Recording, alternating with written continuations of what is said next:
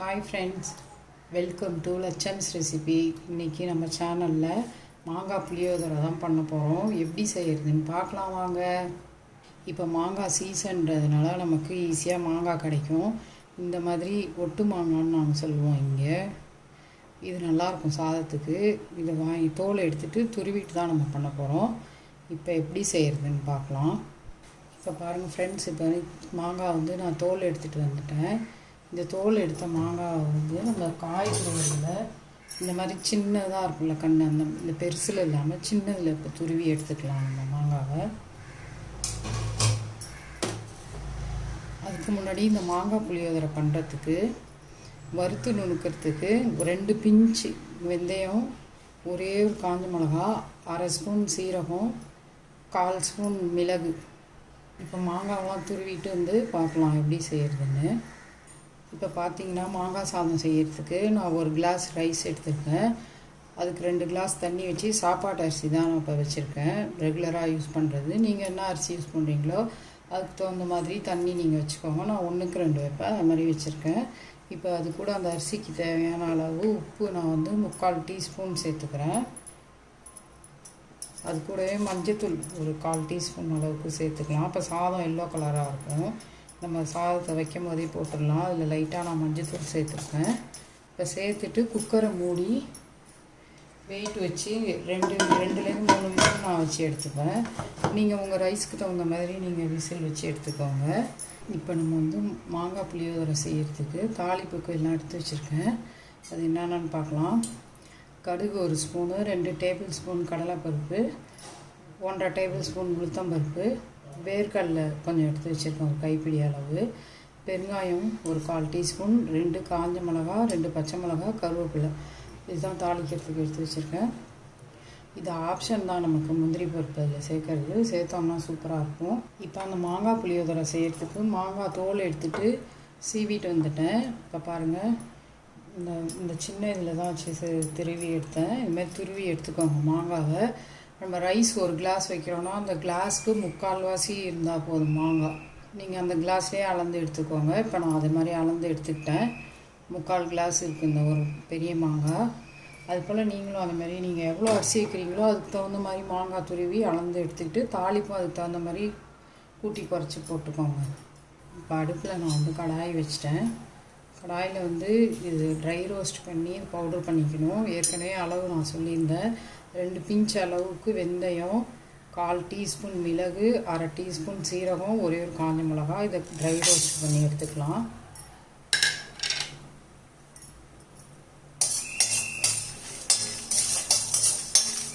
கொஞ்சம் செவந்து வரட்டும். இந்த வெந்தயம் சீரகம் எல்லாம் வெடிக்க ஆரம்பிக்குது.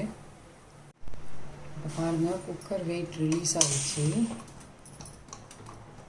இப்போ திறந்துட்டு சாதத்தை நம்ம கரண்டியால் எடுத்துகிட்டு ஆற வச்சிடலாம். சாதம் பாருங்கள் எப்படி பொலப்பலான்னு அப்படி வந்துருக்கு தனித்தனியாக. இந்த மாதிரி மஞ்சத்தூள் உப்பு போட்டுட்டேன். இதில் பாதி உப்பு அளவுக்கு போட்டுட்டேன். நமக்கு தேவைன்னா நம்ம தாளிக்கக்குள்ளே கொஞ்சம் சேர்த்துக்கலாம். இப்போ சாதம் ஆறட்டும். சாதத்தை ஆற விட்டுடலாம். இப்போ கடாய் வச்சுட்டேன். அந்த கடாயில் நல்லெண்ணெய் தான் நான் சேர்க்க போகிறேன். நல்லெண்ணெயில் செய்யலாம், இல்லாட்டி கிரவுண்ட் ஆயிலில் தான், கடலெண்ணெயில் வேணாலும் செஞ்சுக்கலாம். நல்லெண்ணெய் இல்லைன்னா, ஆனால் நல்லெண்ணெயில் சூப்பராக இருக்கும். இப்போ நல்லெண்ணெயை சேர்த்துக்கிறேன். அதில் நான் ஒரு 50 ml நல்லெண்ணெய் சேர்த்துருக்கேன். எண்ணெய் காயட்டும். இப்போ எண்ணெய் காஞ்சிடுச்சு. அதில் கடுகு சேர்த்துக்கலாம்.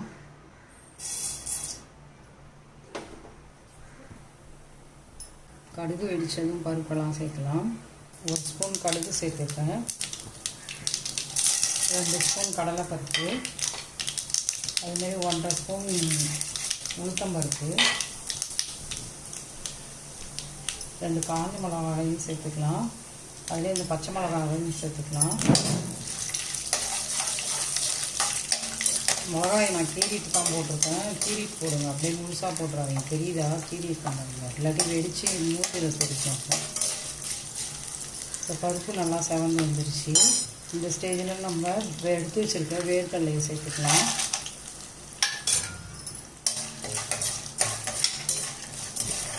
பெருங்காயம் எடுத்து வச்சுருக்கோம் 1/4 டீஸ்பூன், அதையும் சேர்த்துக்கலாம்.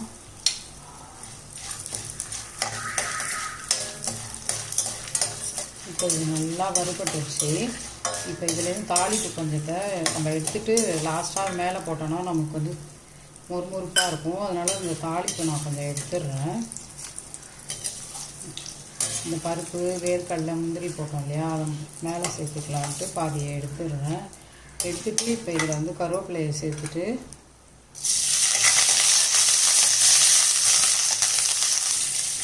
ரெண்டு ஸ்டேஜில் நம்ம மாங்காய் துருவி வச்சுருக்கோம் இல்லையா, மாங்காய் சொன்ன மாதிரி ஒரு கிளாஸ் ரைஸுக்கு நான் 3/4 கிளாஸ் திருவின மாங்காவை எடுத்துருக்கேன். அது மாதிரி நீங்கள் என்ன அளவு ரைஸ் சேர்த்துக்கிறீங்களோ அதுக்கு தகுந்த மாதிரி 3/4 அளவு போட்டுக்கோங்க.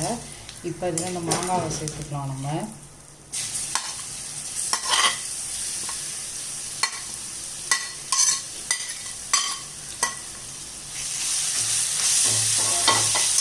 இப்போ மாங்காய் சீசன் இல்லையா, இந்த நேரத்தில் தான் நம்ம வந்து இந்த மாதிரி மாங்காய் சாதம்லாம் செய்யலாம். மாங்காய் புளியோதரை, இன்னும் மாங்காவில் நிறைய வெரைட்டி ரைஸ் எல்லாம் இருக்குது. அந்த மாதிரி நான் ஒன்றா போடுறேன் உங்களுக்கு. இந்த மாங்காய் புளியோதரையை நீங்களும் செஞ்சு என்ஜாய் பண்ணுங்கள். சாதத்துலேயே நான் வந்து 1 டீஸ்பூன் அளவுக்கு உப்பு போட்டிருக்கேன். இப்போ இந்த மாங்காய் தேவையான அளவுக்கு 1/2 ஸ்பூனுக்கு கம்மியாக கொஞ்சமாக உப்பு எடுத்து சேர்த்துக்கிறேன். அந்த மாங்காய்க்கு தேவையான அளவுக்கு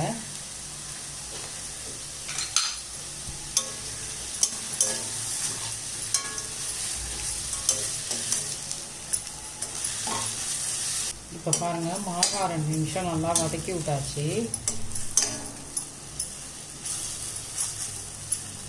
நல்லா வதங்கி வந்துருச்சு. இப்போ சிம் பண்ணிவிட்டு அடுப்பை நம்ம சாதத்தை எடுத்து அதில் கொட்டி கிளற வேண்டிதான்.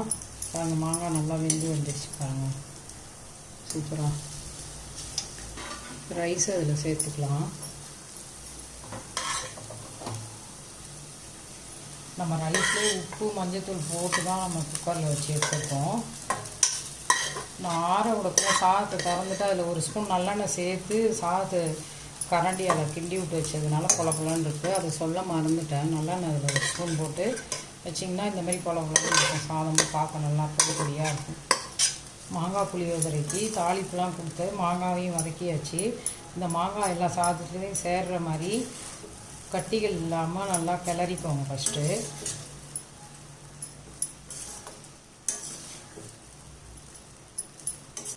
ஆஃப் பண்ணிவிட்டு நம்ம தாளிச்சதுலேருந்து எடுத்து வச்சுருந்தோம்ல அந்த பருப்பு, அதெல்லாம் சேர்த்துடலாம். சேர்த்து நம்ம கிண்டி விட்டுக்கலாம். நான் கொஞ்சம் நல்லெண்ணெய் ஒரு 2 ஸ்பூன் அளவுக்கு சேர்த்துக்கிறேன். எண்ணெய் அதில் பத்தல சாதத்துக்கு.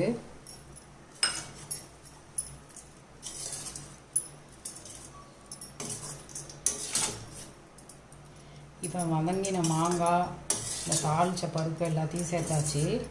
இப்போ லாஸ்ட்டாக நம்ம என்ன பண்ண போகிறோம்னாக்கா, இந்த ஸ்டேஜில் உப்பு பார்த்துக்கோங்க. உப்பு பார்த்துட்டு உப்பு பத்தலைன்னா நீங்கள் கொஞ்சம் சேர்த்துக்கோங்க. இப்போ இதில் பாருங்கள், நம்ம அந்த பவுடர் நுணுக்கணும் இல்லையா, வெந்தயம், சீரகம், மிளகு, ஒரு காஞ்ச மிளகாய் ட்ரை ரோஸ்ட் பண்ணி அந்த பவுடர் அதில் சேர்த்துக்கலாம். இதுதான் மாங்காய் புளியோதரைக்கு சேர்க்குற பவுடரு. நீங்கள் இந்த மாதிரி இந்த பவுடர் மிஸ் பண்ணிடாதீங்க. இந்த பவுடர் தான் மெயின். இதுக்கு புளியோதரை ஃப்ளேவர் கொடுக்கும். மாங்காய் புளியோதரை சூப்பராக இருக்கும், செம்ம டேஸ்ட்டாகவும் இருக்கும். அந்த மாங்காய் சாதத்தோடு நல்லா மிக்ஸ் ஆகிற மாதிரி கலந்துக்கோங்க. பாருங்கள், இந்த பக்கம் நல்லா மிக்ஸ் ஆகி சாதம் பொடி பொடியாக சூப்பராக இருக்குது. பாருங்கள், இந்த மாதிரி மிக்ஸ் பண்ணிக்கோங்க ரைஸை. டேஸ்ட் பார்த்துட்டு நீங்கள் உப்பு போட்டுக்கோங்க. எனக்கு உப்பு கரெக்டாக இருக்குது. ஏன்னா நான் 1/2 உப்பு தான் சாப்பிடுவேன்னு ஏற்கனவே உங்களுக்கு சொல்லியிருக்கேன். அதனால் 1/2 உப்பு தான் சேர்த்துருக்கேங்க. இது கரெக்டாக இருக்கும். 1/2 உப்புக்கு கொஞ்சம் கூடுதலாக இருக்கும், நார்மலாக இருக்கும். மாங்காய் புளியோதரை சூப்பராக ரெடி ஆகிடுச்சு. நீங்களும் இந்த மாதிரி மாங்காய் சீசனில் செஞ்சு என்ஜாய் பண்ணுங்கள். செம்ம டேஸ்ட்டாக இருக்கும். புளி சாதத்தெல்லாம் மிஞ்சிடும் அந்த சாதம். அவ்வளோ அருமையாக இருக்கும் மாங்காய் சாதம், மாங்காய் புளியோதரை. இப்போ மாங்காய் புளியோதரை ரெடி ஆகிடுச்சு. நீங்களும் இதேமாரி ஸ்டெப்பெல்லாம் ஒன்று கூட மாறாமல் செஞ்சு பாருங்கள். செஞ்சு என்ஜாய் பண்ணுங்கள். சூப்பராக இருக்கும். லட்சம்ஸ் ரெசிபியை லைக் பண்ணுங்கள், ஷேர் பண்ணுங்கள், சப்ஸ்கிரைப் பண்ணுங்கள். தேங்க்யூ.